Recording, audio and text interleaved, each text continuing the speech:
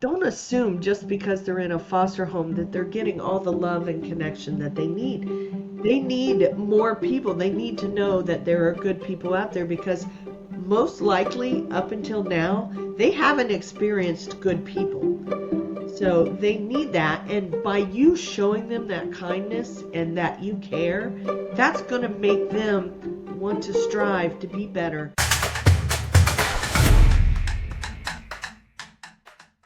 Welcome to Grow Healthy, Help People, and a podcast that Accordis, our company, puts on. Michelle Mays from Foster Hub in Ohio is joining us today. And Michelle, your story is awesome. I've been watching on YouTube and some other sources. I've been able to see your story. Welcome to the podcast today. Thank you so much, Shay. So where in Ohio are you sitting today? I am sitting in the beautiful Hocking Hills, Ohio, about an hour and a half from the West Virginia border. So on the eastern side of Ohio, and that's Appalachia, right? Yeah, it's southeastern, yes. Yeah, that's great. Awesome. So Foster Hub, we'll want to hear a good bit of your story. But before we get into your story, tell me Foster Hub. What is your mission? What do you do? What indicates success? So Foster Hub helps foster youth once they emancipate from state custody. And we help them with everything that you would help your 18-year-old with in order to become an adult. We teach them how to drive. We help them find an apartment. We furnish their apartment. We help them find a job. We go with them to their appointments, take them to their appointments. While we're doing that, we teach them how to drive, give them driving hours. We help them sign up for school and figure out what they want to do for their future. We're there anytime they need to talk. They can call us. We're basically their extended family and the family that they need in order to have that support structure to be a healthy adult. That's incredible. And your programs started with what? And then where are they today? How have they grown over time? Wow. So we started because I was a foster kid and I aged out of foster care and I became homeless and it wasn't a fun time and I struggled and I didn't have a good support structure. I eventually later I had my kids were grown and moved out.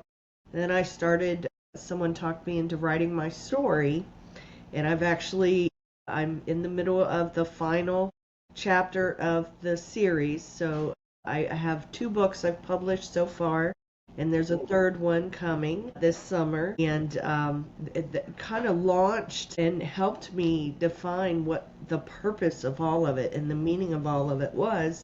And that was for me to help others that are walking the same path I did. So in March 2020, I started Foster Hub, and then the world shut down a week later. So we've officially launched. We officially launched in 2022. In the beginning, what it looked like was I was just joining all the Facebook groups of foster care alumni and just helping with whatever needed help with. If someone had a couch that was donated to them, but they didn't have a way to get the couch, I would say, okay, I have a truck, I'll pick up the couch. Me and my husband would go get the couch, move it into their apartment. If someone said, hey, I've got a job interview, but I don't have a ride and I don't have money for the bus, I would go give them a ride. And then just things started, it started growing on what was needed. And then there's a group in Columbus that actually advocates for foster youth, and when she would see somebody would need something, she knew I was out there to help, so she would send She people would my way. funnel some needs to Yes. you. And then eventually, in March, or actually May 4th of 2023, I had a dream. And Okay. the dream was I was walking through this building, and I'm going to show you I want to see it. the actual drawing. I keep this. I know I need to frame this, but I carry it with me everywhere, so it's getting a little bit. And that's the actual drawing. This is the actual drawing. So I had this dream. I was walking through this building, and I could literally touch things. It was so real. I could feel the handles when I would open the doors, and I was just looking around. I didn't know what this dream was about. All I knew was that I had to draw it so I didn't forget it. So I woke up that morning and I I apologize. I am not See an it, yeah. artist by any means. I just drew what I saw in my head, and I didn't know why. And at the Yeah. time, I was working for a corporation, so I worked from home. I came down to my office, and I heard that's not good enough. And so I was like, well, they must be talking about this drawing. And at the time, I kind of knew that I was getting guidance with things that I was doing. And there are multiple stories on why that is. And I knew it was God telling me that something more had to come from this drawing. So I went online and I found a free home building software, and I just recreated a 3D walkthrough of what my dream was. And I've never done this before in my life. I didn't know about software. It was like God is guiding me in this whole mission. So I created the 3D software walkthrough, and then that night, which was Cinco de Mayo, here where I live, one of my neighbors was having a Cinco de Mayo cookout. And so I went to the cookout, and this gentleman comes up to me and he said, "Are you that foster kid lady?" And I said, "Yeah, I help them when they get out, but yeah, that's me." And he said, "Can I have a few minutes of your time? I feel like I'm supposed to talk to you." And he went on to tell me he just had a major heart attack and was near death's door, and something was telling me that he had to talk to me. And so he said, "My company is one of the largest construction companies in Ohio, and we will take causes under our wing every now and then, and we'll pay our employees to do construction projects and renovation." He said, "Does that sound like something you would need help with?"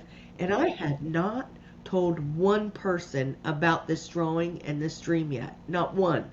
And I knew that I was supposed to show him this. So I said, "Can I show you something, sir?" And I showed him, and he was like, "Oh my goodness, can I set up a meeting with my VP and my HR department? They're going to love this."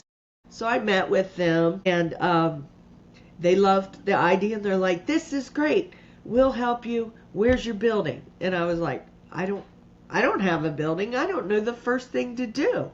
And I was like, "I just had the dream." They're like, "Okay, well, you need to find a building. When you find a building, give us a call." I was like, "Okay." So then my oldest son is a real estate agent, and I called him. I said, "Honey, do you know anything about commercial property?" And he said, "No, Mom." I said, "Well, you need to learn because you have to help me." Anyway, so we looked at several buildings together, and all of this has been one huge learning process. But as I'm going along, God is giving me the people to make this next step happen, and the next step happen, and the next step. So it's been a huge learning opportunity, as well as spreading the message about and learning about what all is already out there, what all still needs to be done, who I can work with. There are so many different programs out there, and they're great programs. There's one to give them free clothes. There's one to give them, school books. And then there's one to give them job training and education. And then there's one over here that will pay their rent, but they've got to do this. All these things are out there, but the foster youth has to be the one to initiate Initiate all of it. contact and sign up for And it. figure out how to navigate it. Right.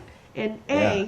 I've been there. I aged out. I know you have no car, you have no phone, you have nowhere to You have nothing. sleep, no food, you Yeah. have nothing, and your brain goes into this survival mode where Yeah. all you care about is, where am I sleeping tonight and how am I going to eat because I'm hungry. You're I not think I, thinking about all these other things that you need to do. So, I think I saw a stat on your one of your videos on your website that said 7 out of 10 or 70% of women that age out of foster care will become pregnant before 21 or something. yes, and I am one of those statistics. Yeah. A lot of Because you young have women. nowhere to go. You have no system. Right. And a lot of young women will shack up with a guy because they don't want to live on the streets. Yeah. And it's 9 times out of 10 not a healthy relationship. Sure. And they're just settling to get somewhere to live, to get off the streets, which is what I did. I had 2 kids by the time I was 19 years old, and I was Yeah. single again by the time I was 21. So I'm here I Yeah. am a single mom at 21 with 2 babies. Two babies. Yeah. So Good luck in that situation, right? exactly, exactly. So as I'm learning to put all these things together, I'm setting up meetings with Job and Family Services executive directors and telling them my idea. God has told me I need to create a space for these kids to come so I can help them better. And there is an executive director of the 3 counties around here, and he was like, "This is great. If you can pull this together, you'll have our full support." And then he sent an email to all the surrounding counties saying, "Hey, this girl's got a great idea. This will solve our problem of what to do when they age out. Let's all work with her. Let's help her." And they have been humongous in teaching me about what the system provides, what the rules are, all the things. And then at the same time, I get a text message, and this is right around the time, right after I found a building, and it was a lot of money, and I didn't know what to do, but it was the perfect building.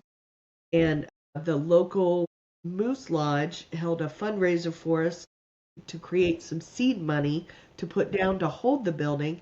And we asked the owner of the building, "Can you give us a year to come up with the rest of the money?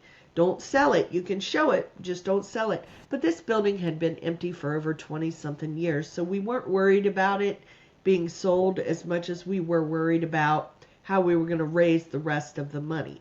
So not long after that dream and that meeting with that gentleman and then the fundraiser to secure the building, I get a text message from the lieutenant governor's wife, and it said, "Hey, I just read your first book. I'm halfway through your second book. I have to meet you. Can you please come to my house?"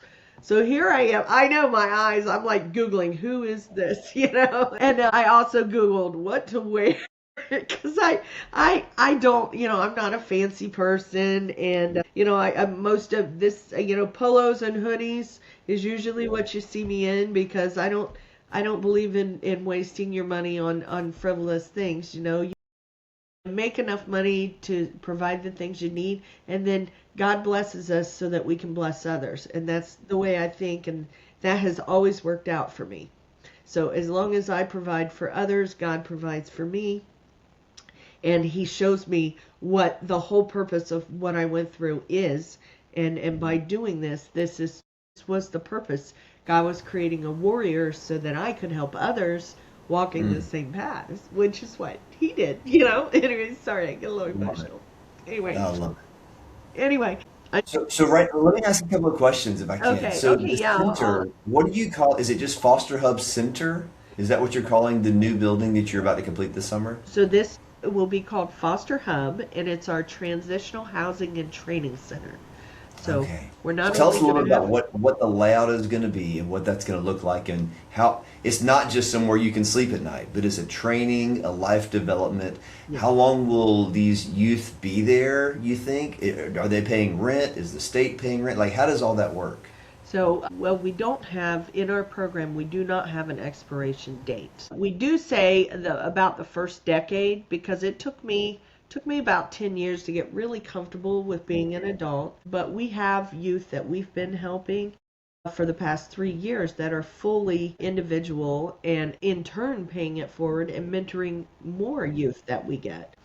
Everything we're going to provide the housing. So we're going to have 10 efficiency apartments. We work with a state-run program called Bridges. As long as the youth is working or going to school, Bridges will pay their rent. So we work with them. We help the youth find a job so that, Bridges will pay their rent. We will have life skills classes. So normal common sense things all the way up to financial development. But common sense things like how to do your laundry. You'd be surprised how many kids still don't know how to do their laundry, how to hygiene classes, how to, the dangers of the internet and scams. A couple of our kids we've helped already have been scammed on the internet because they were looking for friends and they were taken advantage of. Dangers of, healthy boundaries. That's another one. There's another class and we're trying to make our classes fun too, to incentivize the youth to come. Another one we have is stupid stuff to get fired for. Just common sense things that you learn from your parents, and then some other workforce development trainings we're going to have. So like one of our classes will be off-site, like forklift driver class, how to change your oil and tire in a car, stuff like that. So some of our classes will be in the center and some will actually go to a business and learn. We have a bank that the manager is going to come in and teach financial literacy classes, how to open a checking and savings account, how to create a budget. We're going to have another group that's going to come in and teach STNA certification classes. So for any of our youth that want to be in the medical field, they can get a free STNA certification training in our building. We're going to have the OU, Ohio University's professor of restaurant and hospitality is working with us as well. He helped us design the teaching kitchen and the cafe, and he's helping us, and we're working with the local career center chef about cooking classes and what it takes to work in a restaurant and open a restaurant. And there are certifications you can get there as well that help you make more money in the restaurant industry. So we've got a lot of really wonderful local partners in schools and businesses and education institutions that are going to help create. It's not just us. It takes a village. It really does. Yeah. So neat. So tell me more about, you used the word emancipated from the foster care system. And that sounds like a big, heavy word. Tell us more, like what happened, for people that don't understand, what happens when you either graduate high school or hit the age of 18 in many states?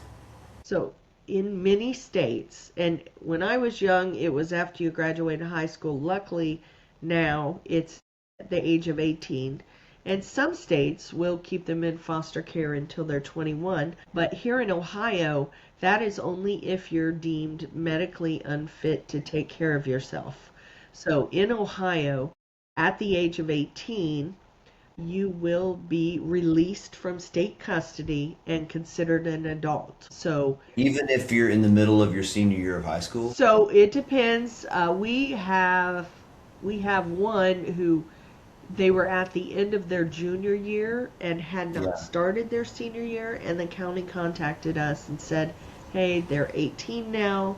Can they be a foster hub client?" And Yeah. we help them. Sure. We tell them you're on your own but not alone. That's our motto, Love because that. we walk with them in their journey. We are boots Yeah. on the ground. We're hand holding if they need the hand holding. If they don't, if they just want to know someone's there, then that's good as well. You'll provide whatever level of resources they Yes. need. Each Yeah.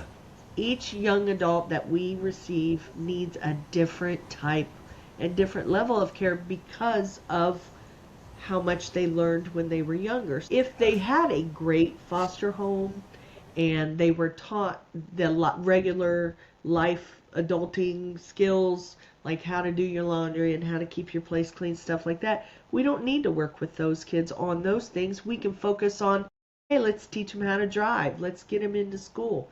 And 5 of our youth, of the 8 that we help today, are currently in college and going to school and working. All but 3 of them are driving right now. The others are in driver's ed currently right now. We not only help them and give them a card because they have to have 50 hours of drive time and a certified driver school. So we work with the local career center with their driver school to get our kids the certification. But that 50 hours of drive time has to be from a parent or someone else, not the drive school. So where do they get that? Now that this new law passed in September, so we do that, and then we show them how to save their money, and we work with a local car dealer on getting them into a car at a very great rate. So for instance, if they went to a car lot and wanted to buy a 2015 Nissan, and it's a decent car, on a car lot it may be $8 to $10 or $12,000, we are able to get them in that car for 3 or 4, Mm. working with this car lot. So there are Wow. just so many different things. We try not to let them have loans, and we try to teach them how to do it without taking out a loan or a credit card. Yeah. That way they don't build up a bunch of debt the first couple years as an And adult. they can't escape from. Yeah. Exactly. I Exactly. heard a phrase in a sermon many years ago, and it said, "Find a need and meet it." And it Yes. sounds like Foster Hub is just finding needs of foster kids that have aged out of the system and meeting those needs. And Exactly. it almost seems like whatever the need is, you go, "Well, we can help. Yeah. Whatever it is, we're going to help." Yeah. And So where however do you long it see? takes is what we Yeah, do. I love that. Where do you see Foster Hub? What is a dream?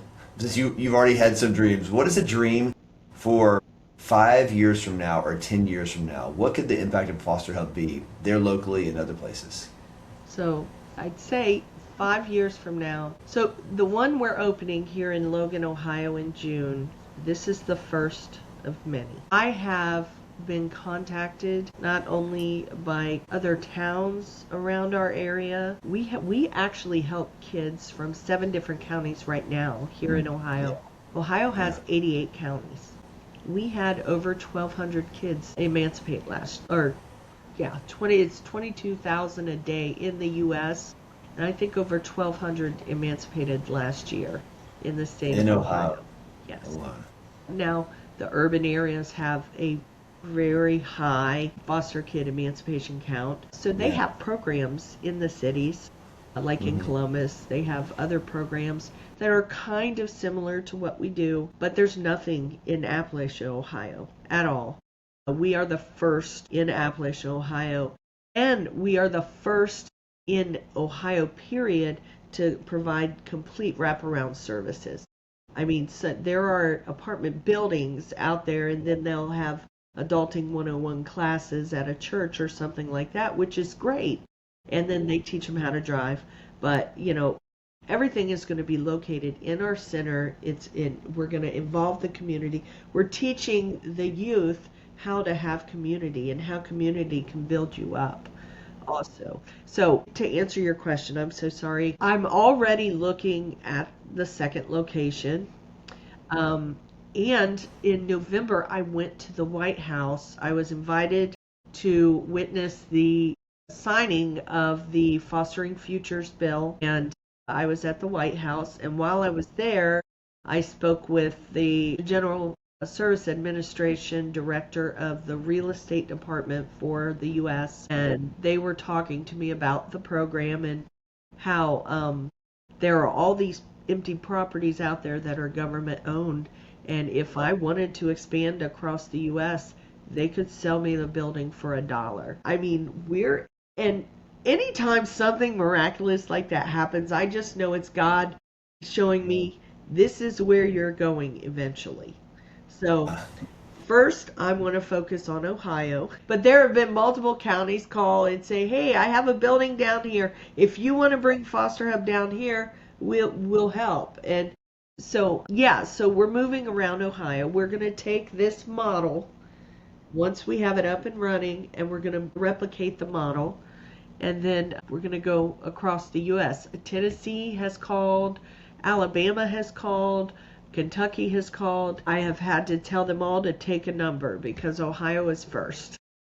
But in 10 years, we're going to have multiple locations and be able to help multiple areas. Love it.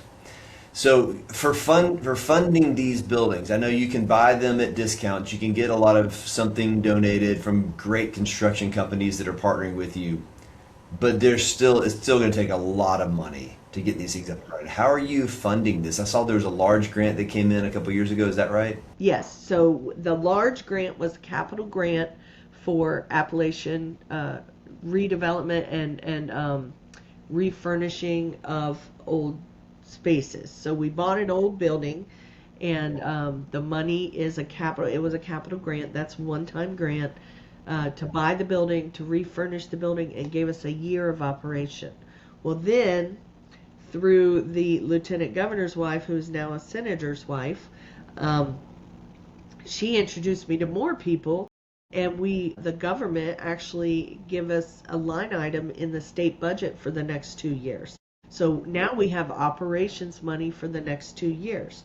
Additional to that, we do fundraisers. We're going to have the rent to the building will help supplement the cost of operating the building. We're going to have a cafe that is going to be open to the public. The revenue from that will help supplement. We're going to have multiple different things that we can do with the teaching kitchen. We can have sell date nights and have a chef come in and teach you how to cook a dish, and you can bring your date or your team and do a cooking class and then sit down and have a nice meal. We have multiple different revenue streams. It can't just be one revenue stream. And then there are always grants out there. We're looking at grants all day, every day, applying for everything. Like we receive gift cards from the Rotary, the local Rotary Club. We receive gift cards from Kroger. They have a Zero Hunger, Zero Waste program.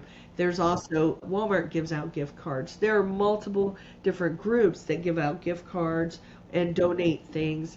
And we work with groups so that we don't have to spend a lot of money. Like, for instance, if I have a youth moving into an apartment, I will throw it out on this community group page. Hey, I have a kid, we need a bed. It's a tall kid, a queen size bed would be good. And then within the day, by the end of the day, I've got 3 different people contacting me. One time I said, hey, I have a kid, they need a TV. Does anybody have a TV that you're not using? There were 3 on my porch when I got home. We don't have to spend a lot of money for what we do. People want to give, they just don't know where to give. So it's all about communication. I speak at a lot of churches and community events and panels. I'm trying to get the word out about what the need is, because a lot of people don't know what the need is. People assume when a foster youth ages out of foster care that they're good. They were taught everything they needed to know, and the government helps get them established, and that's not the case. That's not the case. So tell me about your team. Is it you and a couple of folks that are running things, or what does the team look like? So I have a wonderful team. We have our core 4. So there's myself, our CFO, who is, her name is Stacy Strauss, and she came to us from Ohio University. She was the director of the Innovation Center. So what she did was help business startups get established, knows the grant world inside out, and she's so intelligent. Then we have our CSO, who helps us build our strategic plan and our strategic systems and does all our social media. And she came to us from Yeti. She was the senior product designer of Yeti, and she's extremely intelligent. And then there's my right hand, my COO, which is Michelle Moon. She's my ride or die best friend. She helped me write my story. She has helped me with every thought, every training, every program we need to sign up for all the youth. And then of course my husband helps with whatever I need help with. He's our muscle. I call him our muscle, our oil change guy for cars, and anything, any running that needs to happen. And then we also, because of the state money that we receive, we were able to hire a support coordinator. So she was a teacher at a high school for the severe behavior kids, and she is our support coordinator. She helps us with the youth. She gets them to their appointments, helps them sign up for all the things that are out there for them to sign up for. So that's our main team of people that do things. I do have a board. A lot of the people on my board have different experiences in helping us make connections to raise funds, and then also to get things put in place to help us to pave the way. And then I have a plethora of volunteers. Every event I've ever had, there is not a lack of volunteers. Anytime we are onboarding a youth, I have a group out there, and I'll send out a message and say, hey, I've got a youth coming next week who can help me move furniture in. So the landlords let us in the apartment a couple days ahead of time. We'll go in, we'll stage the apartment, furniture, dishes, pots and pans, cleaning supplies, hygiene supply, everything. It's like moving into an Airbnb where everything is already there.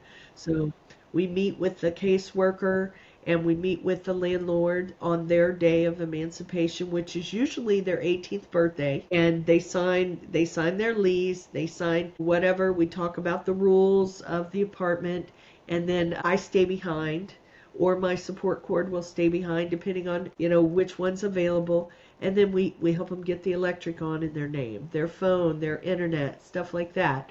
Then I take them to the grocery store and we fill their cabinets and fridge with groceries, and then show them how to buy healthy and shop on a budget.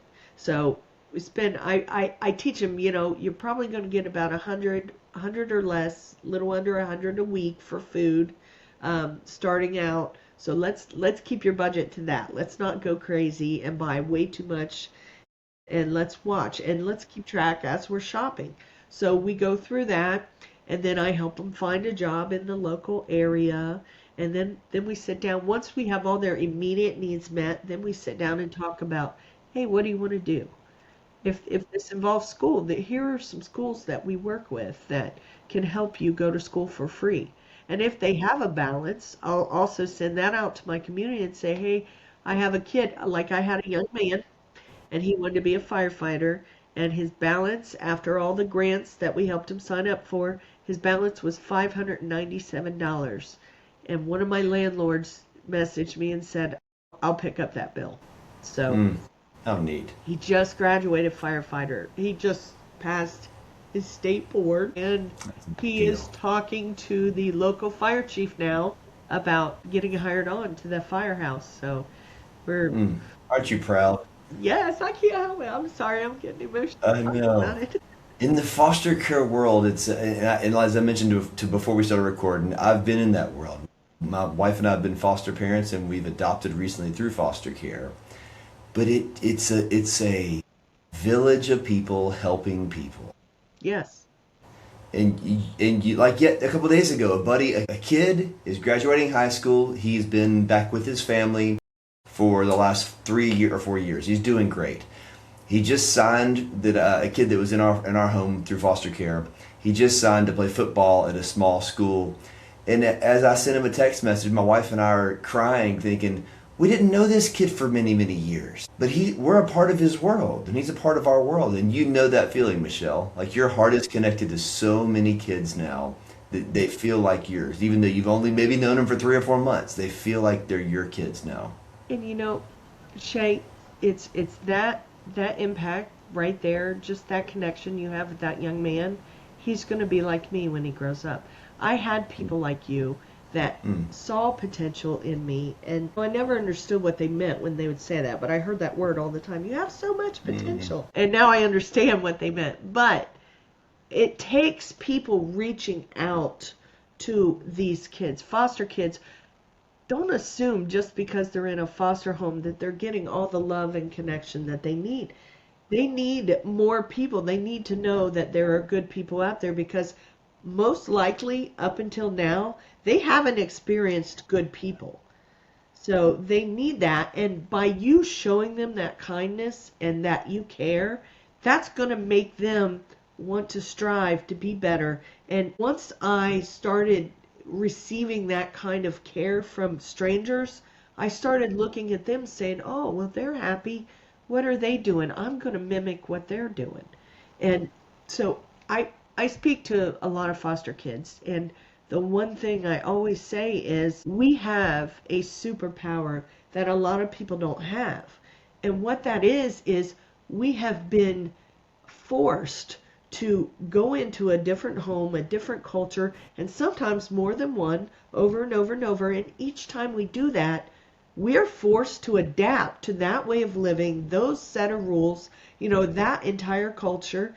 We become change agents like this. It's instinct now. It's built in to our core now that we are chameleons. We are the ultimate chameleon, and we can adapt at the drop of a hat. Now that, once they realize that is a superpower that a lot of people don't have and have not produced in their life, once they realize how to utilize that superpower, they can do anything.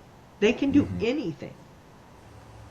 That's so awesome. Michelle, you're onto something. And I cannot wait to watch your journey as you're serving the kids that you're interacting with around you locally, and as Foster Hub spreads across the country. I'm going to put at the end of this podcast, if you're watching this podcast, go visit fosterhub.com. There's some videos there. There's information there. I'm sure there's a way to contact Michelle if you want to be involved there. And we'll also put the link to Accordis, our company. We're a back office for nonprofits. If you're running a nonprofit like Michelle is and you realize, man, I did not get into this to do accounting and marketing and websites and MailChimp and donor management systems, we can help with that. So if you need us, you can find us at accordis.com as well. Michelle, it's been so delightful to talk with you today. Keep up the good work, and thank you for taking time with us today. Thank you so much, Shay. And also, if anyone wants to come to our grand opening, it's open to the public. June 19th, Logan, Ohio. We're going to give tours of the facility. We have a wonderful band that's going to entertain everyone. Wonderful stories. Some of our youth we've already helped are going to get up and talk about why Foster Hub is so important. How awesome. Thank you so much for today, Michelle. Blessings. Thanks, Shay. Have a good day.